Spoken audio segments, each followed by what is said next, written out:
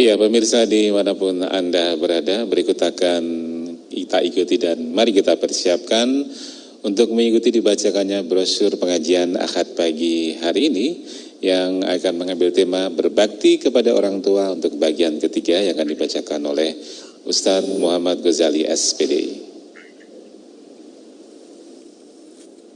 Bismillahirrahmanirrahim. Bapak, Ibu, dan saudara sekalian, mari kita simak, kita perhatikan brosur Ahad 15 Agustus 2021 yang bertepatan dengan tanggal 6 Muharram 1443 Hijriah. Berbakti kepada kedua orang tua bagian yang ketiga. Larangan durhaka kepada kedua orang tua. Yang dimaksud dengan durhaka kepada kedua orang tua ialah tidak mau mentaati perintahnya yang baik-baik, melakukan hal-hal yang dibencinya, membuat sakit hatinya dengan kata-kata maupun perbuatan, menghina dan merendahkannya. Firman Allah Subhanahu wa taala, A'udzu billahi minasyaitonir rajim. Wa qadza rabbuka alla ta'budu illa iyyahu wa bil walidaini ihsana. Imma yablughanna 'indakal kibara ahaduhuma aw kilahuma fala taqul lahumā uffin wa la tanharhumā wa qul lahumā qawlan karīmā. Dan Tuhanmu telah memerintahkan supaya kamu jangan menyembah selain Dia, dan hendaklah kamu berbuat baik pada ibu bapakmu dengan sebaik-baiknya. Jika salah seorang di antara keduanya atau kedua-duanya sampai berumur lanjut dalam pemeliharaanmu, maka sekali-kali janganlah kamu mengatakan kepada keduanya perkataan dan janganlah kamu membentak mereka, dan ucapkanlah kepada mereka perkataan yang mulia. Quran Surat Al-Isra ayat 23. Walladzi qala liwalidayhi uffil lakuma ata'idanini an ukhraja wa qad khalatil qurunu min qabli wa huma yastaghitsanillaha wailaka amin inna wa'dallahi haqqun fayaqulu ma hadza illa asatirul awwalin ulaika alladzina alaihimul qawlu fi umamin qad khalat min qablihim minal jinni wal ins innahum kanu khasirin.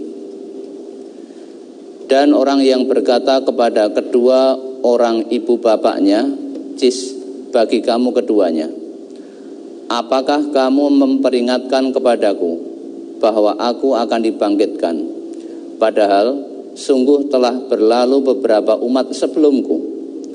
Lalu kedua ibu bapaknya itu memohon pertolongan kepada Allah seraya mengatakan, celaka kamu, berimanlah, sesungguhnya janji Allah adalah benar. Lalu dia berkata, ini tidak lain hanyalah dongengan orang-orang dahulu belaka. Mereka itulah orang-orang yang telah pasti ketetapan, yakni azab atas mereka bersama umat-umat yang telah berlalu sebelum mereka dari jin dan manusia. Sesungguhnya mereka adalah orang-orang yang merugi.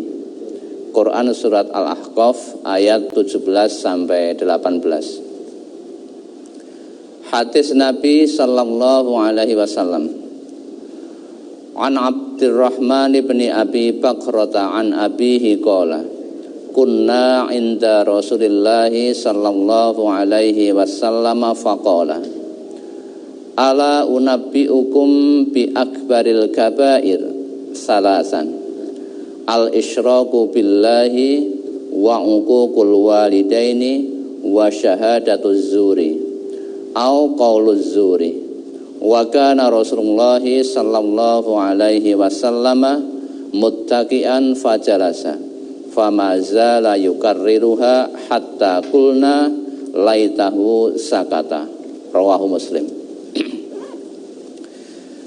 Dari Abdurrahman bin Abu Bakrah dari ayahnya, ia berkata, dahulu kami sedang di sisi Rasulullah sallallahu alaihi wasallam, lalu beliau bersabda, maukah aku beritahukan kepada kalian tentang sebesar-besar dosa besar? Beliau mengulanginya 3 kali. Beliau sallallahu alaihi wasallam bersabda, mensekutukan Allah dengan sesuatu, durhaka kepada kedua orang tua, dan menjadi saksi palsu atau berkata bohong. Pada waktu itu beliau dalam keadaan bersandar. Kemudian beliau duduk tegak dan beliau mengulang-ulang kalimat itu, sehingga di dalam hati kami berkata, semoga beliau diam. Hadis riwayat Muslim, juz 1 halaman 91, nomor 143. An Abdullah bin Amrin anin Nabiyyi sallallahu alaihi wasallam qala al-kabairu al-isyraku billahi wa uququl walidaini wa qatlun nafsi wal yaminul ghamusu. Rawahul Bukhari. Dari Abdullah bin Amr dari Nabi sallallahu alaihi wasallam, beliau bersabda, dosa-dosa besar ialah mensekutukan Allah dengan sesuatu, durhaka kepada kedua orang tua, membunuh orang, dan sumpah palsu. Hadis riwayat Bukhari, juz 7 halaman 228. An Anasin anin Nabiyyi sallallahu alaihi wasallam fil kabairi qala asyirku billahi wa uququl walidaini wa qatlun nafsi wa qauluz zuri. Rawahu Muslim.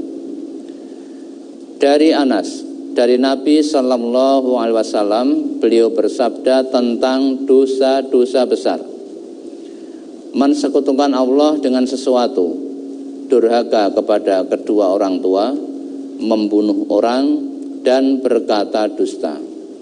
Hadis riwayat Muslim, juz 1 halaman 91, nomor 144. An Imran bin Husainin anna Nabiyallahi sallallahu alaihi wasallam qala ara'aitumuz zaniya wasyariqa wasyariqa wa syaribal khamri ma taquluna fihim qalu Allahu wa rasuluhu a'lam qala hunna fawahishu wa fihinna uqubatun ala unabbiukum ma akbarul kabair asyirku billahi summa qara'a wa may yusyrik billahi faqad iftara isman azima wa uququl walidaini summa qala ushkurli wa liwalidayka ilayyal masir wa kana muttaqian fahtafaza faqala wa qauluz zur. Rawahu Tabrani fil Kabir. Dari Imran bin Husain bahwasanya Nabiullah sallallahu alaihi wasallam bersabda, bagaimana pendapat kalian tentang pezina, pencuri, dan peminum khamr? Mereka para sahabat menjawab, Allah dan Rasulnya yang lebih tahu. Beliau bersabda, itu adalah perbuatan keji dan pelakunya akan mendapat siksa. Maukah aku beritahukan kepada kalian tentang dosa-dosa yang paling besar, yaitu menyekutukan Allah dengan sesuatu. Kemudian beliau membaca ayat yang artinya, barang siapa yang mempersekutukan Allah, maka sungguh ia telah berbuat dosa yang besar. Quran surat An-Nisa ayat 48. Dan durhaka kepada kedua orang tua. Lalu beliau membaca ayat yang artinya, bersyukurlah kepadaku dan kepada kedua orang ibu bapakmu, hanya kepadakulah kembalimu. Quran surat Luqman ayat 14. Ketika itu beliau duduk bersandar, lalu beliau duduk tegak dan bersabda dan berkata dusta. Hadis riwayat Tabrani di dalam Al-Kabir juz 18 halaman 140 nomor 293. An Abdullah bin Amr bin al-As anna Rasulullah sallallahu alaihi wasallam qala minal kabairi syatmur rajuli walidayhi qalu ya Rasulullah wa hal yashtimur rajulu walidayhi qala na'am yasubbu abar rajuli fayasubbu abahu wa yasubbu ummahu fayasubbu ummahu. Rawahu Muslim. Dari Abdullah bin Amr bin al-As ia berkata, sesungguhnya Rasulullah sallallahu alaihi wasallam bersabda, termasuk dosa-dosa besar ialah seseorang mencaci maki kepada kedua orang tuanya. Mereka para sahabat bertanya, ya Rasulullah, apakah ada seseorang mencaci maki kedua orang tuanya? Beliau sallallahu alaihi wasallam bersabda, iya, ada. Seseorang mencaci maki ayah orang lain, lalu orang lain itu membalas mencaci maki ayah orang itu. Dan seseorang mencaci maki ibu orang lain, lalu orang lain itu membalas mencaci maki ibunya. Hadis riwayat Muslim juz 1 halaman 92 nomor 146. An Abdullah bin Amr radhiyallahu anhuma qala qala Rasulullah sallallahu alaihi wasallam inna min akbaril kabairi an yal'anar rajulu walidayhi qila ya Rasulullah wa kaifa yal'anur rajulu walidayhi qala yasubbur rajulu abar rajuli fayasubbu abahu wa yasubbu ummahu. Rawahul Bukhari. Dari Abdullah bin Amr radhiyallahu anhuma ia berkata, Rasulullah sallallahu alaihi wasallam bersabda, sesungguhnya termasuk sebesar-besar dosa besar adalah seseorang melaknat kedua orang tuanya. Beliau ditanya, ya Rasulullah, bagaimana ada seseorang melaknat kedua orang tuanya? Beliau bersabda, seseorang mencaci maki ayah orang lain, lalu orang lain tersebut membalas mencaci maki ayah orang itu. Dan seseorang mencaci maki ibu orang lain, lalu orang lain itu membalas mencaci maki ibunya. Hadis riwayat Bukhari juz 7 halaman 69. An Abi Tufaili qala qulna li Ali bin Abi Thalib akhbirna bi syai'in asarrahu ilaika Rasulullah sallallahu alaihi wasallam faqala ma asarra ilayya syai'an katamahun nasa walakinni sami'tuhu yaqul la'anallahu man zabaha li ghairillahi wa la'anallahu man awa muhdisan wa la'anallahu man la'ana walidayhi wa la'anallahu man ghayyaral manara. Rawahu Muslim. Dari Abu Tufail ia berkata, kami berkata kepada Ali bin Abi Thalib, beritahukanlah kepada kami sesuatu yang Rasulullah sallallahu alaihi wasallam merahasiakannya kepadamu. Maka Ali menjawab, Rasulullah sallallahu alaihi wasallam tidak merahasiakan kepadaku sesuatu yang beliau sembunyikan dari orang-orang. Tetapi aku pernah mendengar beliau bersabda, Allah melaknat orang yang menyembelih untuk selain Allah atau bukan karena Allah. Allah melaknat orang yang melindungi orang yang membuat bid'ah. Allah melaknat orang yang melaknat kedua orang tuanya. Dan Allah melaknat orang yang merubah tanda batas pekarangan. Hadis riwayat Muslim, juz 3 halaman 1567 nomor 44. Larangan bernasab kepada selain ayahnya. An Abi Utsmana an Sa'din radhiyallahu anhu qala sami'tu Rasulullah sallallahu alaihi wasallam yaqul man itta'a ila ghairi abihi wa huwa ya'lamu annahu ghairu abihi fal jannatu alaihi haramun. Fa dzakartuhu li Abi Bakrah faqala wa ana sami'athu udhunaya wa wa'ahu qabli min Rasulillahi sallallahu alaihi wasallam. Rawahul Bukhari.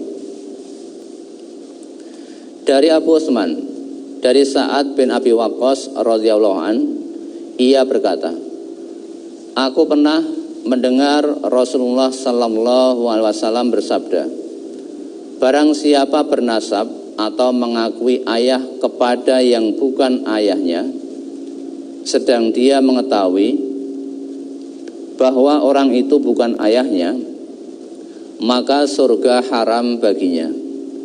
Lalu aku, yakni Abu Utsman, menanyakan hal itu kepada Abu Bakrah. Maka ia menjawab, aku mendengar hal itu dengan dua telingaku dan hatiku meyakininya hal itu dari Rasulullah sallallahu alaihi wasallam. Hadis riwayat Bukhari, juz 8 halaman 12. An Abi Hurairah anin Nabi sallallahu alaihi wasallam qala la targhabu an abaikum faman raghiba an abihi fahuwa kufrun. Rawahul Bukhari. Dari Abu Bakrah, dari Nabi sallallahu alaihi wasallam, beliau bersabda, janganlah kalian membenci ayah-ayah kalian. Barang siapa yang membenci ayahnya, maka ia kufur. Hadis riwayat Bukhari, juz 8 halaman 12. Durhaka kepada orang tua akan disegerakan hukumannya. An Abi Bakrata radhiyallahu anhu qala sami'tu Rasulullah sallallahu alaihi wasallam yaqulu kullu dzunubi yuakhirullahu ma syaa minha ila yaumil qiyamati illa uquqal walidaini fa innallaha ta'ala yu'ajjiluhu li sahibihi fil hayati qablal mamati. Rawahul Hakim fil Mustadrak.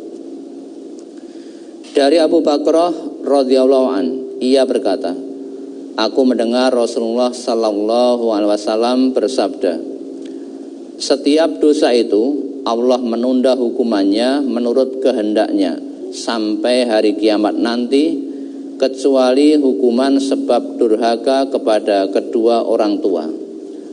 Karena sesungguhnya Allah Ta'ala akan menyegerakan siksaan kepada si pelakunya sejak masih hidup sebelum matinya.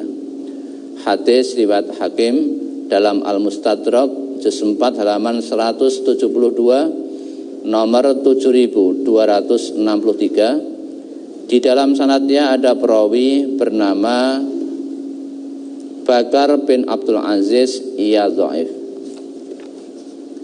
An Fa'id bin Abdurrahman qala sami'tu Abdullah bin Abi Aufa qala jaa rajulun ilan nabiyyi sallallahu alaihi wasallam faqala ya Rasulullah inna hahuna gulaman qad ikhtudhira yuqalu lahu qul la ilaha illallah fala yastati'u an yaqulaha qala alaisa qad kana yaquluha fi hayatihi qalu bala qala fama mana'ahu minha inda mauti qala fana hadza Rasulullah sallallahu alaihi wasallam wa nahadna ma'ahu hatta atal gulama faqala ya gulamu qul la ilaha illallah qala la astati'u an aqulaha.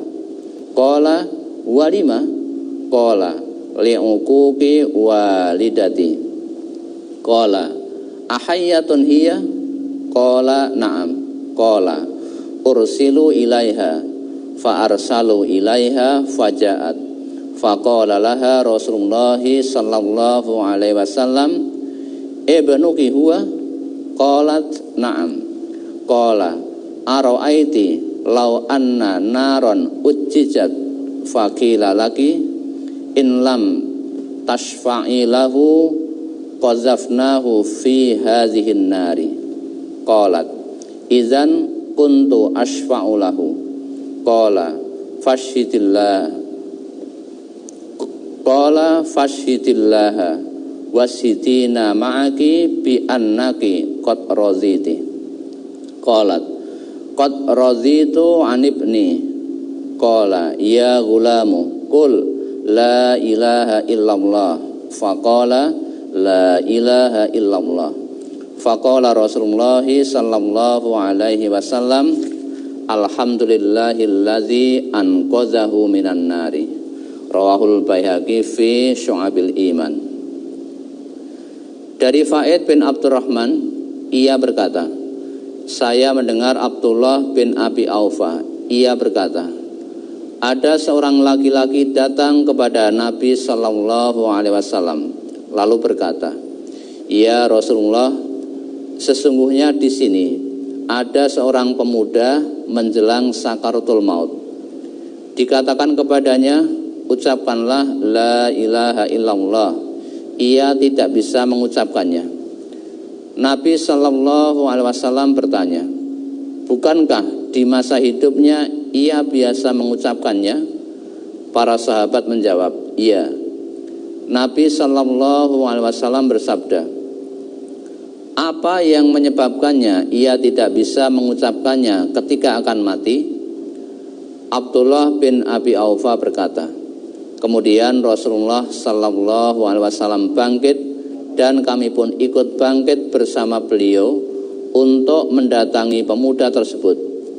Kemudian Rasulullah sallallahu alaihi wasallam bersabda, wahai pemuda, ucapkanlah la ilaha illallah.